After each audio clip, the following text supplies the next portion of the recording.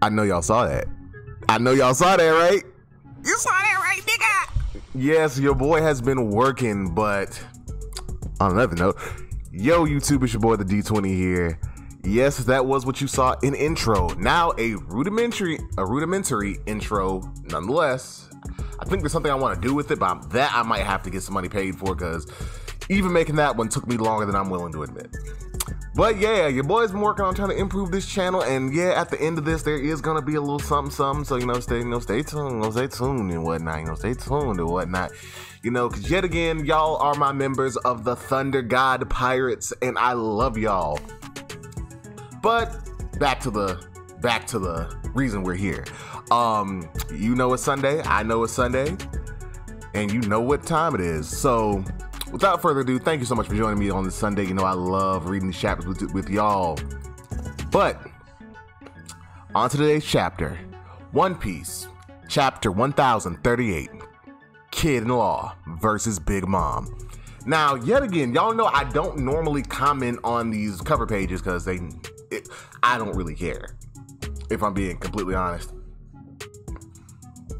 But this one's been kind of interesting because we see here, it looks like the Big Mom pirates have captured both Niji and Yanji in that book that I can remember the face of the guy, but I can't remember his name. I think it might have been Compote, the guy with the book fruit. So we have Oven, Pudding, and a bunch of the other members of the Big Mom pirates, as well as some of the citizens of Totland, looking on as both Yonji and Niji are actually trapped in that book. So interesting, because I think it was the last one, we saw Reiju and Ichiji with Judge, and I was kind of wondering, like, oh, I guess the others are kind of doing something. Well, we know what they're doing. Interesting. So we cut back on the third floor in the battle between Fukurokuju and Raizo. Now, this whole battle, which has been the premier battle of Onigashima, I'm not gonna lie, like Kaido versus Luffy, yeah, I'm kind of over that. Fucking Zoro versus King, so Zoro's a conqueror, nigga, nobody cares. Sanji versus Queen, he's got an exoskeleton and, conquerors, not conquerors, armament hockey, whatever, nigga, it's Fukurokuju versus Raizo. Raizo for Pirate King, fuck Luffy, bruh. But anyway, and yet again, they were both being kind of, nonchalant about the flames and everything, but now Fukurokuju is full on, like, begging Raizo, like, come on, she's like, come on, undo the jutsu, or we're both gonna die, because the flames have reached them. And he, of course, being who he is, he's not gonna undo his jutsu. Like, if Raizo were to undo it, he's not gonna undo it. So Raizo's just sitting there, like, remember the legendary hour. Like, this man is a follower of Kozuki Oden. He is not letting up. He's like, look, man, I'm a retainer for the Shogun, the true Shogun of Wano Kuni. Do you think this is gonna get me? So Raizo, being a badass, doesn't even say anything. He's just sitting there, just taking it. Now you can tell as you like, because you look close up of his face, it's hurting him, but he's not gonna let up. This man isn't flinching. So then we cut to the second floor, where yet again the samurai are running around, telling people, hey, guy got the castle. They're trying to run and escape, but they're running into all these dead ends. And then above the samurai that we cut to, the ceiling starts to give way, but then we have Jinbei who's holding it up, and even they're surprised, like, wait a minute, you're from the Straw Hats, like, y'all are still in here? We thought y'all would have been left. So just Jinbei, he's just like, look, he's just looking around, and he's like, okay, so how the fuck did these flames get like everywhere so quickly? Because the entirety of Kaido's castle is on fire. It was like, start off with just sections, but as that thing has grown, everything's on fire now. I think the only people who don't know the castle's on fire, I think, might be Big Mom, which I get again. Y'all know I read these chapters before I have his conversation with y'all. So I think she doesn't know, but I know for a fact Luffy and Kaido don't know.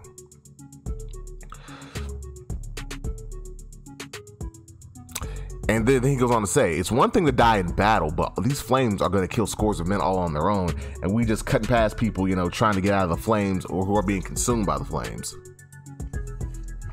We then do another cut to the performance floor, where Big Mom's fight is going on, and some of the beasts and samurai are being caught in it. And then we see Chopper, the squirrel nurse who's carrying Chopper. He finally returns to his normal form, and she's like, "Oh, so you're back to normal now from that monster thing." And even the goat doctor is like, "Oh, so the side effects for that monster thing you do have passed." So Chopper's like, "Okay, so this is the risk for doing that. Okay, got it." You know, so I kind of understand. Now it's funny because this is kind of reminiscent of when Luffy was first using third gear. You know how he would turn into that small Luffy and have to, you know, be like that for some amount of time before he got back. So it's kind of funny that Chopper's doing something along the same lines as Luffy. So Chopper's like, okay, but enough about me. He's like, wait a minute, Miyagi, the goat doctor, what about Zoro? And then, because I think we all forgot this, the medicine that they gave him to be able to even fight King. And then Chopper's like, uh-oh.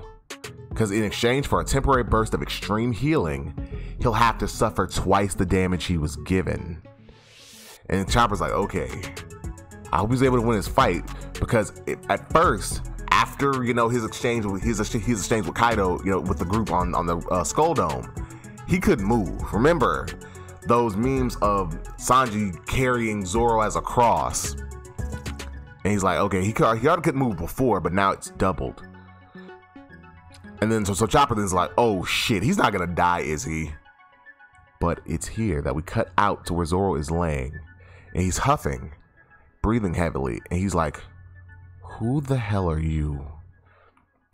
And it's here we see, with a scythe raised, ready to strike, an emissary of death has visited Zoro.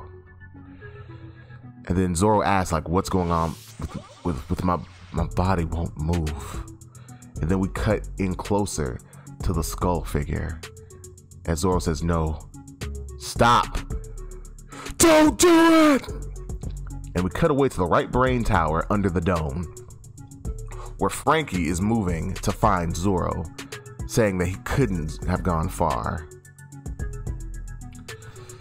So we cut back to the crawl space on the first floor, and we see someone talking.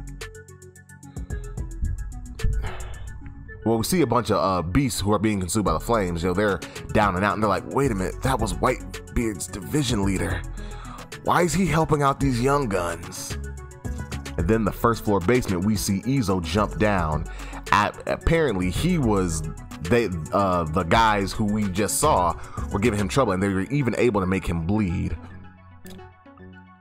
And then he even comments that as he was holding his abdomen, it's bleeding. Like, okay, I was sloppy against this larger group. He's like, because he was thinking like, okay, it's gonna be easy, but he has to remember. He even says to himself, like, remember, these are still the Animal Kingdom. Well, excuse me, quick thing. I hate the name Animal Kingdom Pirates. I'm not gonna lie, I hate that shit because it's stupid. I like the Japanese translation, Hyakuju Pirates, the 100 Beast Pirates. So that's why I always call them Beast Pirates or 100 Beast Pirates. So yeah, they're still the 100 Beast Pirates. And he's then like, okay, I hope Kiku and Kinemon were able to, you know, get free. So as he's sitting, he on a dime pulls out his pistol to his right, in which he sees, well, he's not sitting, and he sees the two Cypher Pole agents. And then one of them, the guy in the bowler hat, he's like, yep, that's us. I just Zero. I knew you were here, but he then goes on to say, as they approach him, we never saw each other today, Izo. And Izo's surprised, like, wait, what? Because yet again, you have to remember, Izo was part of one of the most infamous pirate crews in history, and the most infamous pirate crew of his day. I think even more than the Big Mom Pirates, the 100 Beast Pirates, hell, probably even still the Red Hair and Blackbeard Pirates. The Whitebeard Pirates ran shit since Goldie Roger died. So the fact that he was part of their crew, you figure that the government's always gonna have a little thing against him. But he then goes on to say, Given my job, I shouldn't be allowing the remnants of the Whitebeard crew to run around, especially after y'all's historic crimes. Yet again, they ran shit. But we're only here to deal with the Straw Hat Pirates. And then we cut to the next panel. It's an overhead shot, and we see they weren't approaching Izo. They were walking past him. They walked clear past him. They didn't. It wasn't like, you know, how you walk past somebody in the hallway and they like might brush past you. No, they gave him a bit of berth. Like there was probably at least like 5 feet or 6, like 5-6 feet in between them, and they made sure that they did not, like, they walked around this motherfucker like water around a rock. Like they made sure, like, we are not bumping into you. We don't want you to even mistake that we're coming for you. But he even said, until we meet again another day. And so it's then with a grim look on his face, Izo says, no, CP0, don't go yet. Now, from here, I think he's gonna fight them, because yet again, they're here to help the Straw Hats beat Kaido. They're here to get back Kaido for what he did to Odin. And on top of that, they believe they see something in Luffy that Whitebeard saw. They aren't gonna get Luffy and them that easy, but this might not end well for Izo. You have to remember, he's injured. Like at full strength, he was a division commander. I believe he could make it out against the fight against Aegis Zero. But in an injured state, I mean, they're pretty weathered too from fighting Drake and them, but still, this is gonna be an uphill battle for him. And if he does survive, he may not get out of it in one piece. So it's then we finally make it to the armory in the castle basement. And Yamato's running like she is getting it. She's like, please be in time, please be in time, please be in time, please be in time. Come on, please be in time. And she is booking down them stairs. And it's then that we see the flaming apparition hanging above a bunch of bombs. And it's there that Yamato sees is like, oh shit. She transforms into her hybrid form and is able to intercept it by using Namuji Glacier Fang. And she's able to freeze the bombs. And then she's breathing hard. She's like, uh-oh. If this much gunpowder explodes at once, we're all done for. So the thing hits the bombs. And can I just say these motherfuckers look like Japanese bob-ombs, like the bob-ombs from fucking Mario, except, you know, they look wrapped in bandages, have the Beast Pirate sigil on them. So the thing, it touches the explosive, but because she froze them, it doesn't, you know, blow instantly. So then, you know, she's like, okay, don't touch those explosives. And she starts using her Kanabo to kind of like beat it away. And she uses a technique called Maroba. And it's here that the thing grows hands and it speaks, Lord Orochi. And she's like, this motherfucker has hands?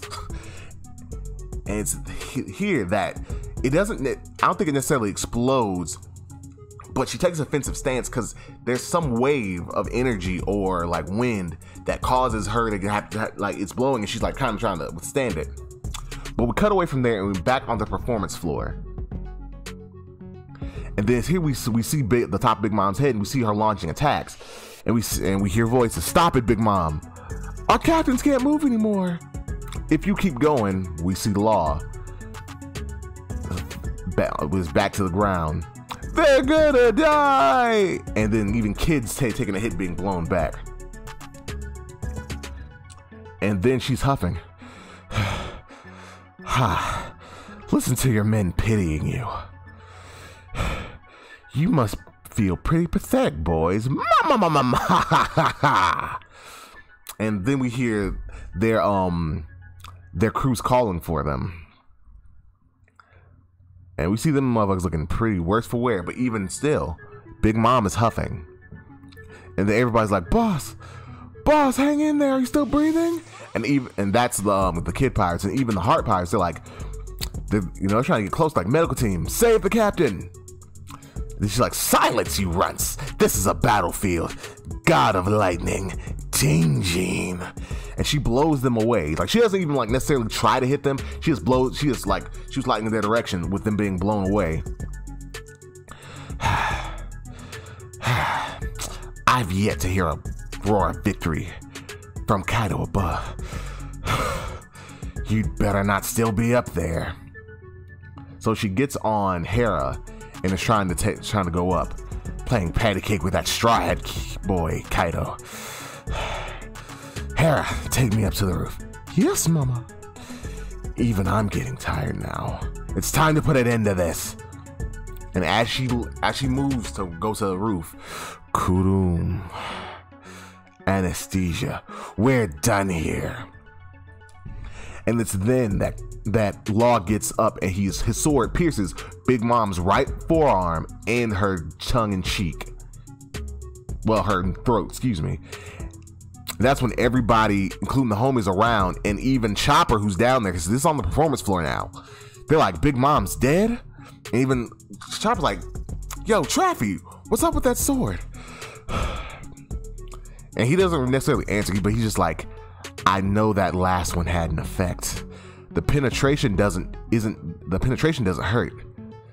The real pain, she with his sword in her cheek / throat, she's like, no, not that. In Law, shock Willie, as pain radiates throughout Big Mom's entire body, and we even see her spit up blood and her fall back flat on her back. And all of the homies made out of the different beams and objects and metal objects in the area swarm Law, vengeance for Mama.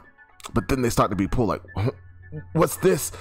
I'm being pulled backward. They're like, ah.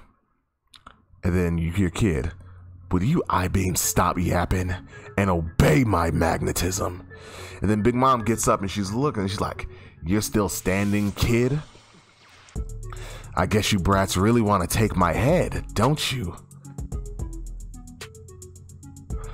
And then Kid responds, for some reason, I feel like I'm driven by a different goal now.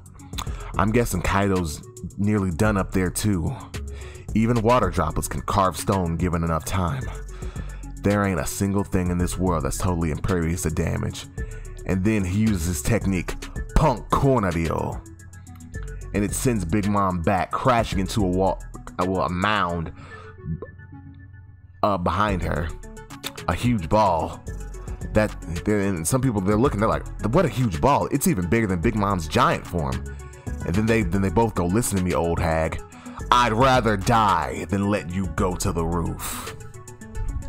Chapter end. A very good chapter. Yet again, I'm glad to see that, it's not just going to be an episode of the Luffy show. Law and Kid are actually going to get some shine too. Now, back to Zoro. Because it's funny. Zoro's had a thing with death for a while now. Like, I was scrolling through Twitter earlier after reading the chapter, and let me see if I can find it. I think it was an Ohara tweet. But it mentioned something with Zoro and death. Because earlier in Wano, remember when Killer was under the control of Beast Pirates, he was using scythes. And even while after Zoro had saved,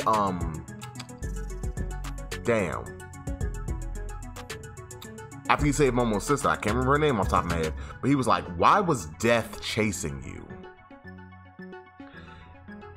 And even, I think he was fighting Hachi from Arlong. This is back when he was fighting Hachi in Arlong's crew. And he said, there's a man that I've just got to meet, and nothing, not even death, can stop me. So I don't know if this is Brook. Well, I don't know if this is actually death itself, which, yet again, this is One Piece. Souls are a thing. This could very well be a thing where,